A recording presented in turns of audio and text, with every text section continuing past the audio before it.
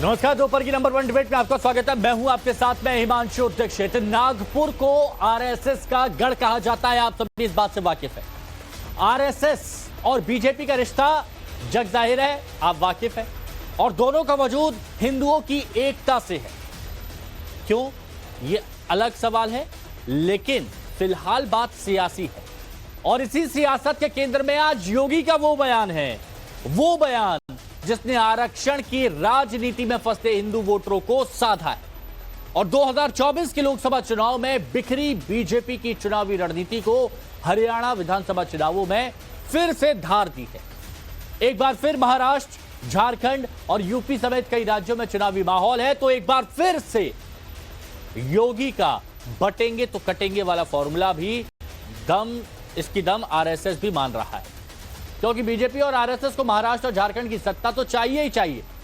साथ ही यूपी में लोकसभा चुनावों के दौरान खोया हुआ जनाधार भी उसे फिर से पाना है, क्योंकि विपक्ष अपनी आरक्षण वाली बिसात पर कामयाब हुआ तो 2027 की जो डगर है वो मुश्किल हो जाएगी। और यही वजह है कि विपक्ष के आरक्षण वाले गुब्बारे की हवा निकालने के लिए योगी के बयान को पिन बनाया जा रहा है, और यही पिन विपक्ष को चुभ भी रही है। अब क्यों चुभ रही है, तो उसका जवाब आपको मिलेगा इस रिपोर्ट में।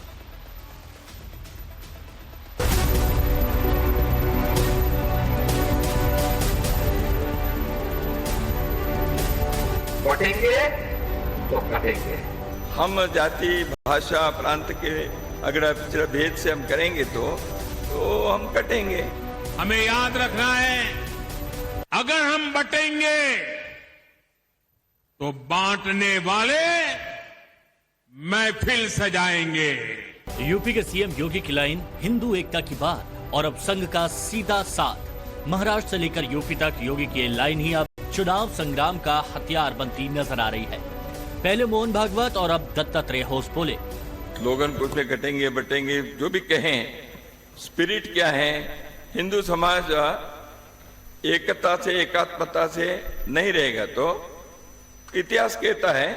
अब हम तो कहते हैं, जब जब हिंदू भाव को भूले आए विपद महान, भाई टूटे धरती कोई, मिटे ही धर्म संस्थान, ये अमर गीत है। तो उसको आजकल की भाषा में ऐसे आपने जो कहा वैसे हो सकता है। तो मुद्दा क्या है, स्पिरिट यही है, समाज की एकता एकात्मता। वहां की हिंदू क्या, वहां के सभी अल्पसंख्यक, उनके सर पे खतरे की तलवार लटकी रहेंगी। उनको आवश्यकता है मदद की। विश्व भर के हिंदुओं की, भारत के सरकार की सहायता उनको मिले, ये उनकी आवश्यकता है। परंतु इससे ये ध्यान में आता है, और ये ध्यान में आना चाहिए, हिंदू समाज के भी ध्यान में आना चाहिए कि दुर्बल रहना अपराध है। हम अगर दुर्बल है, असंगठित है, तो उसका मतलब हम अत्याचार को निमंत्रण दे रहे हैं। निमित्त कुछ नहीं चाहिए, हम दुर्बल है, यह निमित्त पर्याप्त है। और इसलिए जहां कहीं भी हम हैं, वहां संगठित रहना। हरियाणा विधानसभा चुनाव के वक्त योगी का दिया ये बयान अब महाराष्ट्र से लेकर यूपी तक शहर की दीवारों पर चस्पा है। मुंबई और महाराष्ट्र में योगी के बयान के पोस्टर चिपके, ऐसे में बयान फिर से चर्चाओं में आ गया। सीएम योगी के इस बयान को संघ का ही नहीं, पीएम मोदी का भी समर्थन मिल चुका है। कांग्रेस के एक भी नेता ने आज तक कभी नहीं कहा कि हमारे मुस्लिम भाई बहनों में कितनी जातियां होती हैं। मुस्लिम जातियों की बात आते ही कांग्रेस के नेता पर मुंह पर ताला लगाकर बैठ जाते हैं। लेकिन जब भी हिंदू समाज की बात आती है तो कांग्रेस उनकी चर्चा जाति से ही शुरू करती है। कांग्रेस की नीति है हिंदुओं की एक जाति को दूसरी जाति से लड़ाओ। कांग्रेस जानती है कि जितना हिंदू बटेगा उतना ही उसका फायदा होगा। बीजेपी के इसी हथियार से अब विपक्ष में भी दहशत है। हिंदू एकता की बात पर महाराष्ट्र से लेकर यूपी तक अब विपक्ष को अपना वोट बंटने का डर सता रहा है। ये किसी लैब में तैयार हुआ नारा है, ये किसी लैब में तैयार हुआ नारा था। उन्हें किसी से बुलवाना था, तो उत्तर प्रदेश के मुख्यमंत्री से बेहतर कौन बोलता? उनकी छवि भी वैसी ही है। अगर वो कह रहे हैं कि बटो नहीं कटो नहीं, तो पीडीए परिवार भी तो नहीं बटेगा। तो वो तो नारा आपके लिए लगा रहे हैं कि पीडीए परिवार के लोग बटना मत। ये सांप्रदायिकता है, सांप्रदायिकता है। हम कहते हैं हिंदू, मुस्लिम, सिख, ईसाई, पारसी, दलित सब एक साथ रहो, सब एक साथ रहो, बंटो मत, एक साथ रहो। और ये कहते हैं कि हिंदू इकट्ठा हो जाओ, हिंदू, क्या मतलब इसका है? ये देश सेकुलर देश है, सबको मिलजुल कर रहना चाहिए। ये इस तरह की बातें करने वालों के खिलाफ लोगों को खड़ा होना चाहिए कि जो लोग धर्म के नाम पर लोगों को बांटने की बात करते हैं, उन्हें राजनीति करने का अधिकार नहीं होना चाहिए। एक तरफ योगी का बयान बीजेपी के लिए चुनाव जीतने की रणनीति का मूल मंत्र माना जा रहा है, तो दूसरी ओर विपक्ष की बातों और सत्ता पाओ फॉर्मूले की राजनीति के साथ मुस्लिम वोटों पर हक जताने की होड़ पर भारी पड़ता दिख रहा है। ऐसे में विपक्ष जहां मुद्दों की तलाश में है, तो योगी के इस मूल मंत्र की काट उसे मिल नहीं रही। Bureau report, times now of Bharat.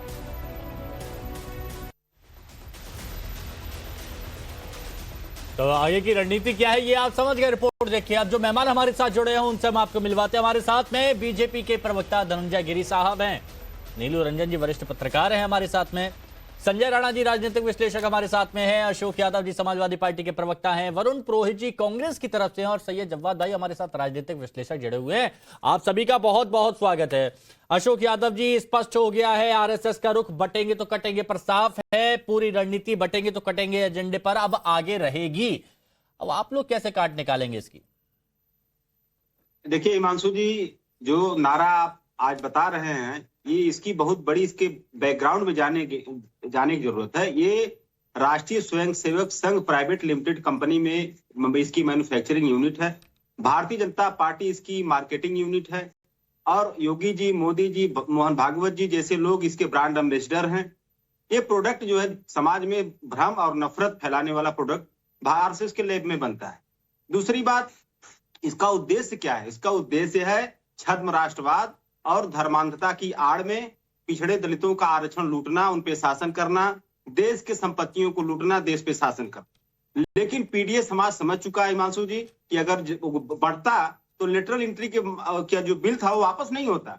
PDA समाज 2024 के लोकसभा चुनाव में नहीं बढ़ा, इसलिए उसका लेटरल एंट्री का जो आरक्षण लूट का जो मोदी सरकार का मंसूबा था वो फेल हो गया। पीडीए समाज 2022 में बटा उत्तर प्रदेश में, पीडीए समाज 2017 में बटा उत्तर प्रदेश में, तभी 69,000 शिक्षक भर्ती जैसा कांड हुआ जिसमें पिछड़े दलितों का 19,000 आरक्षण लूटा गया। तो आज पीडीए समाज जो नारा आरएसएस के लैब में आज तैयार हो रहा है, पीडीए समाज इसको 2024 में ही समझ गया था कि वो बंटना उसको नहीं है। जब वो नहीं बटेगा तो उसका आरक्षण बचेगा। तो वो बटा अगर धर्म के नाम पर, हिंदुत्व के नाम पर और छद्म राष्ट्रवाद के नाम पर, तो उसका आरक्षण जाना पक्का है, उसकी नौकरियां कटना पक्का है। इसलिए पीडीए समाज यूनाइट होकर के इंडिया गठबंधन के साथ 43 सीटों पर उसको विजय श्री दिलवाया। और पीडीए समाज इसी से सीख लेते हुए 2027 में माननीय अखिलेश यादव जी के नेतृत्व में उत्तर प्रदेश में समाजवादी सरकार बनाने का भी मंसूबा बना लिया है। महाराष्ट्र में भी देखिए पीडीए समाज महाराष्ट्र में भी जागरूक है। हाँ, बोलिए। महाराष्ट्र में, झारखंड में जहां भी इस तरह के नफरती नारे लगाए जाएंगे हिमांशु जी, वहां जो देश में अमन चैन में भाईचारे, तो महाराष्ट्र में तो एमवीए को आप ही बांट रहे हैं ना, वो यूनाइट रहेगा। महाराष्ट्र में तो एमवीए को आप ही बांट रहे हैं, वहां पर तो खुद बट रहे हैं, खुद कट रहे हैं, ये भी तो देखिए ना। नहीं, वो देखिए, अभी आप यूपी का भूल गए, संजय निषाद जी, उनका भोजन भरी थाली उनका चुनाव निशान था। भाजपा वाले उनका भोजन खा गए, खाली थाली उनके हाथे पकड़ा दिए। अब उनको साथ में बैठ के प्रेस कॉन्फ्रेंस करी, साथ में एकजुटता के साथ में आए हैं। लेकिन वहां पर तो महाराष्ट्र में आप लड़ रहे हैं, बोलते 2 दिन में बता देंगे, 5 नहीं तो 25। तो ऐसे तो नुकसान आप अपने ही लोगों को करवाएंगे ना। उत्तर प्रदेश में अपनी दादागिरी आपने चला ली, कांग्रेस को दूर कर दिया, और वहां पर आप क्या कर रहे हैं? वहां पर तो आपने कांग्रेस ने वहां पर आपको झटक दिया। ठीक है, अब इस पर मैं और डिटेल में आऊंगा, लेकिन गिरी साहब कुछ कहना चाह रहे हैं शुरुआती कमेंट में। हाँ, तो बताइए गिरी साहब, प्लीज बोलिए। बड़ी अच्छी बात कही सपा के प्रवक्ता ने। पीडीए परिवार डेवलपमेंट अथॉरिटी, जिसमें सबकी बात करेंगे लेकिन टिकट सिर्फ परिवार को देंगे। अच्छा, सबको लेंगे लेकिन देंगे सिर्फ परिवार को। और दलितों की बात कर रहे थे, मजेदार, देश की पहली दलित मुख्यमंत्री बहन मायावती ने थाने में एफआईआर करवाया। बाई भट्टी बता रहा हूं, जो उन्होंने लिखवाया था सबको फायर, वही बता रहा हूं कि सपा के गुंडों ने क्या कहा, सपा के गुंडों ने मुझ पर प्राण घातक हमले किए, मेरी प्रतिष्ठा लेने का प्रयास किया। उसके बाद सपा के सांसदों ने पार्लियामेंट में on record schedule caste schedule tribe की नौकरी में आरक्षण के बिल को फाड़ा था। पार्लियामेंट में ऑन रिकॉर्ड फाड़ा था। इसके बाद देश के इतिहास में पहली बार मुलायम सिंह जी के मुख्यमंत्रित्व काल में टर्न डाउन किए गए थे। प्रमोट किए गए लोग जितने दलित थे वो उनको अपने पद से नीचे किया गया था, और ये भी दलितों की चिंता की बात करते हैं। बताइए, इन्हीं पर आदम गोडवी ने कहा है कि पक्के समाजवादी है, तस्कर हो या डकैत। कितना असर है खादी के उजले लिबास में। खादी का उजला लिबास पहनकर समाजवाद की कैसी परिभाषा दे रहे। अच्छा नहीं गिरी साहब सुनिए ना, आपने जो एग्जाम्पल उदाहरण दिए वो पास्ट के थे, लेकिन अभी जो लोकसभा चुनाव हुए उसमें ये लोग कह रहे हैं, समाजवादी पार्टी कह रही है कि पीडीए वोट बैंक इनके पास है और इन पर भरोसा कर रहा है, आगे भी करेगा। हिमांशु दीक्षित जी, हिमांशु जी देखिए, दुनिया में जितने बड़े विचारक हुए, मार्क्स हुए, मिल्सी हुए, मैकफरस हुए, प्रोफेसर लास्की हुए, बाबा साहब डॉक्टर भीमराव अम्बेडकर हुए, या गांधी जी हुए, या ज्योतिबा फुले हुए, उन्होंने जो बातें कही उसका सार तत्व प्रधानमंत्री नरेंद्र मोदी ने दिया। सबका साथ, सबका विकास, सबका विश्वास, सबका प्रयास। सर्व समाज को जोड़ने की कभी बात ही नहीं कर पाएंगे। अब इनके मुंह से दलित, सब दलितों को खराब लगता है। मैं वो शब्द इस्तेमाल नहीं करना चाहता, दलितों को कैसा लगता है। जिन्होंने दलित मुख्यमंत्री के साथ क्या किया, दलितों के आरक्षण के साथ क्या किया, दलितों को पद से टर्न डाउन किया, उसके बाद भी दलित बोलते हैं। दूसरी बात, अगर अल्पसंख्यकों की बात करें तो इनका तो वोट बैंक ही वही है। इनका तो काम ही है कि जाति में तोड़ना और जमात में जोड़ना। अगर इनके साथ इनके नेता खड़ा होकर के बोलते हैं कि खबरदार, हम 2 हैं, अगर 8 हो गए, 10 हो गए तो किसी की मां ने दूध नहीं पिलाया है, और अखिलेश यादव बगल में खड़ा होकर मुस्कुरा रहे हैं।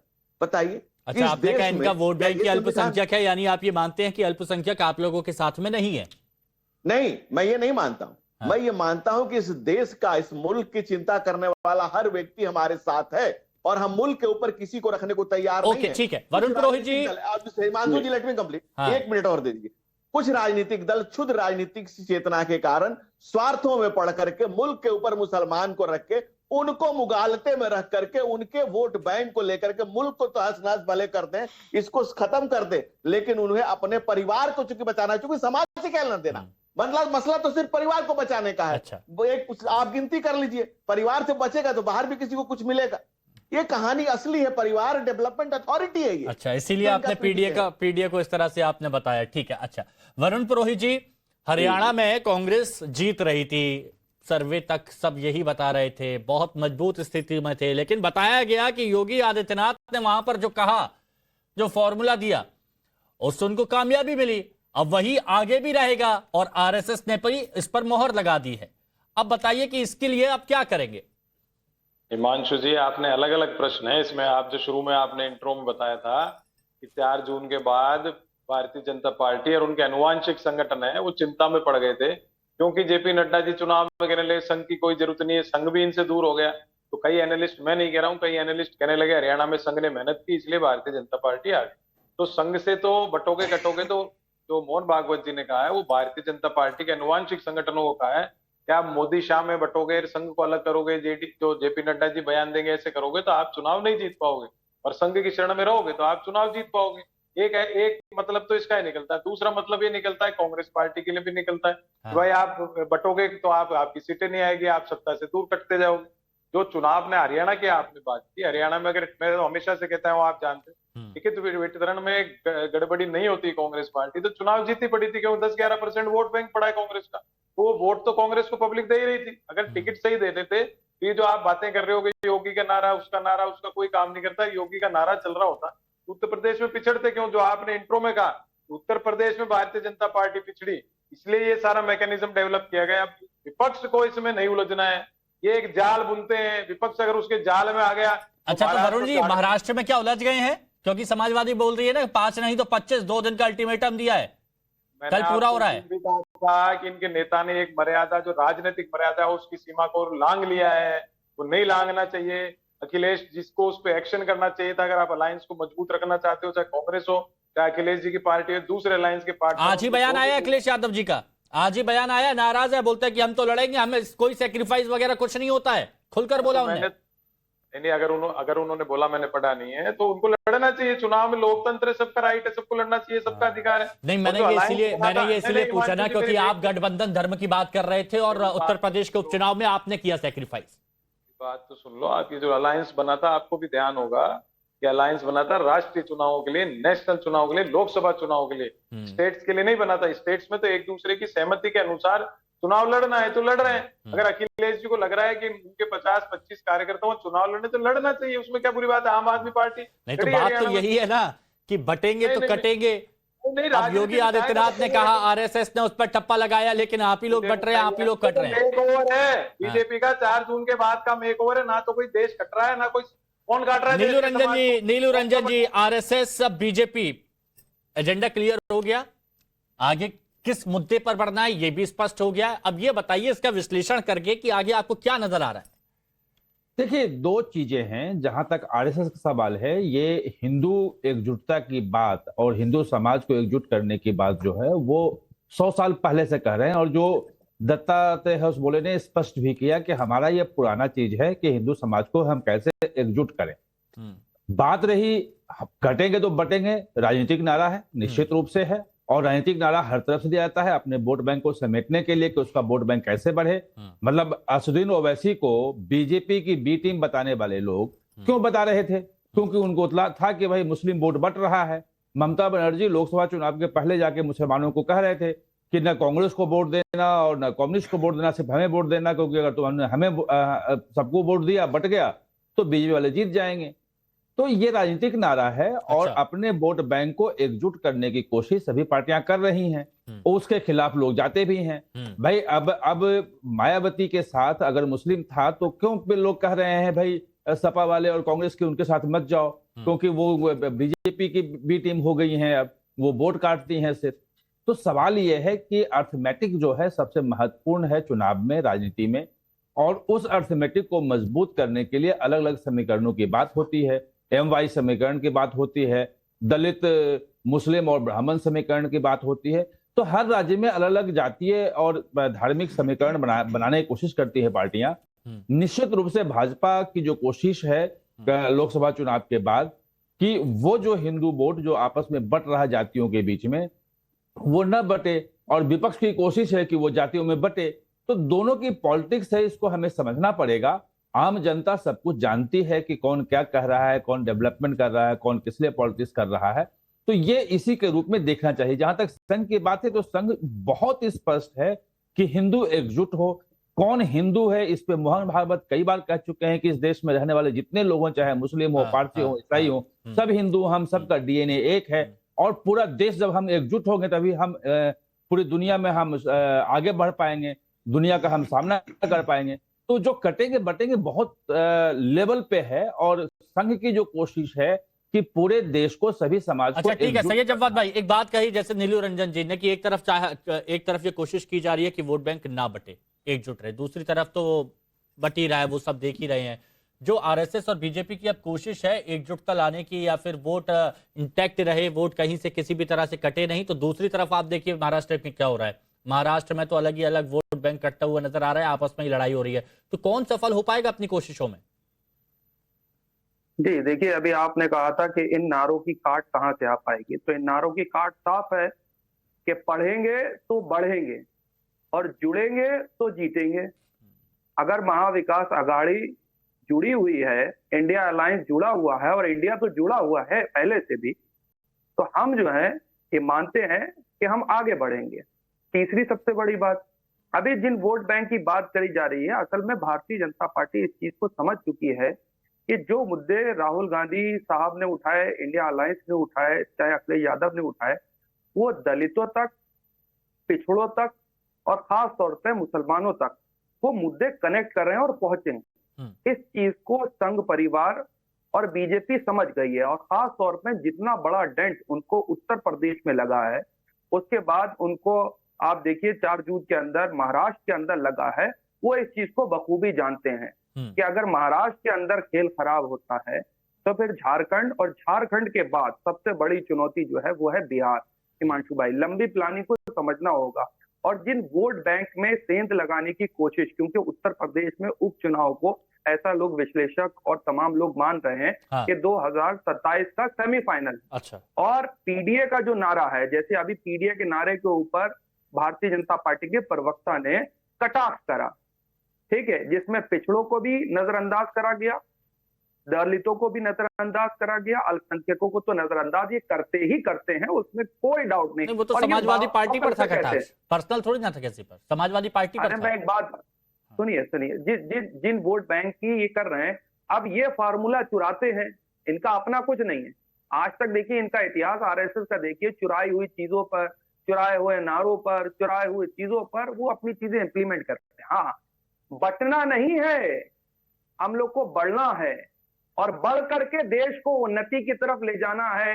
चाहे आप बात कर लिए दलित हो गया, चाहे मुसलमान हो गया, चाहे सिख हो गया, चाहे क्रिश्चियन हो गया, चाहे पिछड़े समाज का हो गया, चाहे दलित समाज का हो गया, सारे समाज को एक रहेंगे तो मिलकर के नेक रहेंगे। अच्छा। और नफरती ताकतों को बाहर करेंगे, ये सत्ता में नहीं हाँ, आने ठीक देंगे। है, ठीक है। संजय राणा जी ये बताइए, क्या देखिए महाराष्ट्र कहा जाता है कि आरएसएस का गढ़ है और हिंदू वोटों के बंटवारे ने संघ को चिंता में डाला है, ये इसमें कुछ दो राय नहीं है और ये किसी से छुपा भी नहीं है, क्योंकि अभी हमने देखा है लोकसभा चुनावों में ऐसा हुआ है। महाराष्ट्र में भी आप देखिए कम सीटें मिली, उम्मीद की जा रही थी उतनी नहीं मिली हैं, वही उत्तर प्रदेश में भी हुआ है। तो क्या इसीलिए अब इस रणनीति पर आगे बढ़ा जा रहा है? हिमांशु भाई गुड आफ्टरनून। पहले पर देखिए, ऐसा है कि योगी आदित्यनाथ ने बहुत सही नारा दिया, मुझे नहीं लगता है कि इसमें कोई इन्होंने गलत बोला है। अगर बटोगे तो कटोगे, देख लीजिए अपना इतिहास उठा के देख लीजिए, चाहे वो पाकिस्तान हो चाहे बांग्लादेश हो, आज क्या स्थिति 32% से 2% पे आ गया है। तब आते हैं मुख्य मुद्दे पे। देखिए ऐसा है कि जहां तक चर्चा हो रही थी कि यहाँ पे समाज को रिजर्वेशन की बात हो रही थी, पीडीए की बात हो रही थी, सबकी बात हो रही थी, भैया ये रिजर्वेशन की जब चर्चा करते हो जामिया और एएमयू में क्यों रिजर्वेशन नहीं दिलाते, उसके लिए उनके मुंह पे कैसे फेविकॉल लग जाता है, हमें समझ नहीं आता क्यों मुंह बंद हो जाता है। अब आते हैं मुख्य मुद्दे पे कि भाई हिंदू वोटों का बंटवारा हो सकता है महाराष्ट्र चुनाव में। देखिए जो पार्टी जुड़ी हुई है, जो पार्टी का गठबंधन बना वो महत्वाकांक्षी पार्टियां हैं, ये अपने सियासत के लिए जुड़ी हुई, इनको किसी भी जनता के कोई लगाव नहीं है। ये बताइए कि हमारे सैयद भाई और समाजवादी प्रवक्ता की पार्टी के लोग बोल रहे थे कि भैया डेवलपमेंट की बात करना। अरे भैया आपके जमाने में कितना डेवलपमेंट हुआ, उठा के देख लीजिए। 98 में 1 एम्स हुआ करता था, आज 29 एम्स है, तो कहीं ना कहीं डेवलपमेंट हुआ। तो डेवलपमेंट पे चर्चा ना करिए। अगर इतनी ही भाईचारा की बात होती, इतनी ही एकता की बात होती है, हिंदी बात होती, तो हमारे कश्मीरी पंडित कश्मीर से भगाए ना गए होते, मालदा का दंगा ना हुआ होता। नहीं तो राणा जी, अगर इतना डेवलपमेंट हुआ, लोगों का भरोसा रहा, तो फिर ये वोट बैंक झटका क्यों? नहीं देखिए हिमांशु भाई, ये वोट झटका नहीं है। अपने लोगों को जगाना, अपने लोगों को बताना, अपने लोगों को समझाना, ये कर्तव्य होता है नेता का। और वो कर्तव्य का निर्वाह कहीं ना कहीं योगी आदित्यनाथ और भारतीय जनता पार्टी और आरएसएस कर रही है। ये बताइए कि क्या ओवैसी साहब नहीं बोलते मुसलमान एक हो जाओ? उसी तरह अगर आरएसएस बोल रही है कि हिंदू एक हो जाए, तो उसमें क्या कष्ट हो रहा है? और किसी को हिंदुओं से ही तकलीफ है, हिंदुओं को ही जाति में क्यों बांटा जाता है? ये बताइए। सैयद साहब यहाँ पे बैठे हुए हैं, ये तो भाई अपर कास्ट चाहते हैं। ये बरेलवी है कि पहलवी है, कौन बताएगा इनके बारे में? इनके में जाति नहीं है, इनके में तो फिरका है। ये अपने फिरके के बारे में क्यों नहीं चर्चा करते? समस्या क्या है? हिंदुओं को बांटो और अपना 20% वोट को आगे बढ़ाओ, उसमें इजाफा करो। हाँ, मैं धनंजय जी आ रहा हूँ। धनंजय जी प्लीज 2 मिनट और दीजिएगा, 1 मिनट। हाँ चाहिए जवाब भाई। ये जब गठबंधन टीडीपी से करे हुए बैठे हुए हैं, जो 2 लोटों की सरकार है और नीतीश बाबू से करे बैठे हैं, उनसे पूछ लीजिए 4% आरक्षण वो अपनी यहाँ लाने की बात कर रहे हैं, जिनके साथ गठबंधन में, उसका समर्थन कर रहे हैं या नहीं कर रहे हैं? और इन 2 लोटों में से कोई भी लोटा लोटा, देखिए ऐसा है कि सरकार हो जाएगी। पीडीपी से समझौता इसलिए किया गया था, जब किसी घर की सफाई करनी होती है तो तेलुगु देशम पार्टी सफाई नहीं हो सकती है। जवाब दीजिए ना, 1 मिनट आराम से। क्या हाल हो गया? अरे तेलुगु देशम पार्टी, अब आते हैं आपके 4%। एक बात में बोलिए, एक बोलिए। हाँ राणा जी बोलिए। अरे कांग्रेस ने कर्नाटका में ओबीसी का आरक्षण कैसे छीना, तेलंगाना में 2004 से कैसे छीन रहे हैं, आप ये बताइए। तमिलनाडु में कैसे छीना जाता है, हिंदुओं पर अटैक किया जाता है। तो कहीं नहीं कि आपके चेहरे को दर्शाता है कि आपका चरित्र चेहरा कैसा है। हिमांशु भाई 10 सेकंड और नहीं। अच्छा ठीक है, 1 मिनट। धनंजय गिरी जी मुद्दे की बात पर आ जाते एक बार फिर से। चलिए 10 सेकंड लीजिए बस। हाँ 10 सेकंड। सर ये बताइए, राहुल गांधी साहब 2021 के पहले जाति जनगणना की बात कर रहे थे? नहीं कर रहे थे, क्योंकि उसके 2021 के बाद से ही सोरस और हिलरी लुइस का जो गठबंधन है, ये कह सकते हैं फाउंडेशन है। वक्त के हिसाब से रणनीति बदलती है, ये सभी लोग समझते हैं। अच्छा एक बात बताइए धनंजय गिरी साहब, ये सवाल पूछा जा रहा है कि अभी तक जब बीजेपी बोलती थी और कहती थी कि विकास के मुद्दे पर हम वोट लेने आए हैं, विकास के मुद्दे पर हम बात करते हैं और देश को लेकर हम बात करते हैं, मतलब देश के विकास कैसा हो, लेकिन अब अचानक क्या हुआ कि बटेंगे तो कटेंगे ही एजेंडा बनाना पड़ा? काश इनकी बुद्धि का विकास हो सकता। गिरी साहब से बात है मेरी। हाँ जी धनंजय जी प्लीज। देखिए ऐसा है ना कि कुछ राजनीतिक दल क्षुद्र राजनीतिक चेतना के कारण, आप बताइए एक फैक्ट है ना, सत्यम शिवम सुंदरम की संस्कृति हमारी, सत्य से विमुक्त हुआ नहीं जा सकता। आखिर देश का बंटवारा किस आधार पर किया गया था? और हम तो बिल्कुल इसकी बात नहीं कर रहे। हम तो प्रधानमंत्री नरेंद्र मोदी क्या कहते हैं, सबका साथ, सबका विकास, सबका विश्वास, सबका प्रयास।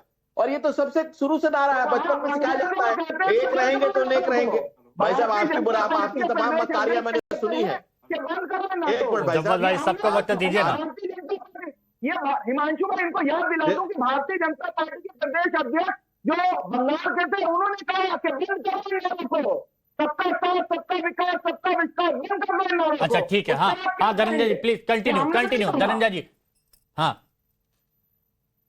देखिए कितनी मक्कारी है। एक तरफ तो आप कहते हैं कि जातियों में बंटो, और दूसरी तरफ जमातियों में जोड़ करके आप इजराइल तक जोड़ रहे, हमास से जोड़ रहे, तो फिलिस्तीन से जोड़ रहे। जिस देश के संसद में जय फिलिस्तीन के नारे लगते हो, अभी अगर कह रहे हैं कि एक रहिए, तो इसमें कौन सी गलत बात करें? और दूसरी तरफ जो नेशनल एंथम बजता है कि सरतन से जुदा, वो सेकुलर रह रहा है, उसके आप सहमति देते हैं? इस देश में इतनी मुनाफत और मक्कारियत नहीं चलेगी। इस देश की आम जनमानस आज जान गया है कि मक्कार कौन है और कौन मक्कारी कर रहा है, और मुल्क के साथ जो मक्कारी कर रहे हैं, जो रहते गाते। अच्छा आपने कहा कि ये डबल स्टैंडर्ड वाली बात की आपने। एक मिनट, डबल स्टैंडर्ड वाली बात की। एक मिनट हिमांशु जी, एक मिनट हिमांशु जी, हिमांशु जी एक minute, let me complete.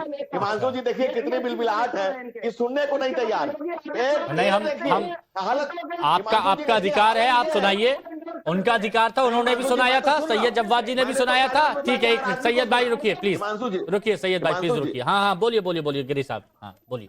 Himanshu जी, चाहे वो सैयद जव्वाद हो, चाहे देश को बर्बाद करने वाले लोग हों, मैंने सबकी बात ध्यान से सुना है, सबके असहमतियों को सम्मान दिया है। लेकिन मेरी बात सुन लीजिए। आप मक्कारी की बात देखिए। आप कह रहे हैं आरक्षण दलितों का, भाई फेनोपैलिस में ठीक कहा कि एमयू में दे दो, जामिया में दे दो। जम्मू कश्मीर में 75 साल तक नहीं मिला दलितों को, वाल्मीकि को, गुजर को, बकलवार को क्यों नहीं मिला? वहां मक्कारी कहां गई थी तुम्हारी? वहां क्यों नहीं कहा कि भाई यहाँ आरक्षण दे दिया जाए? क्यों? जब जहां हिंदू घटा है, तब तहां देश बटा है।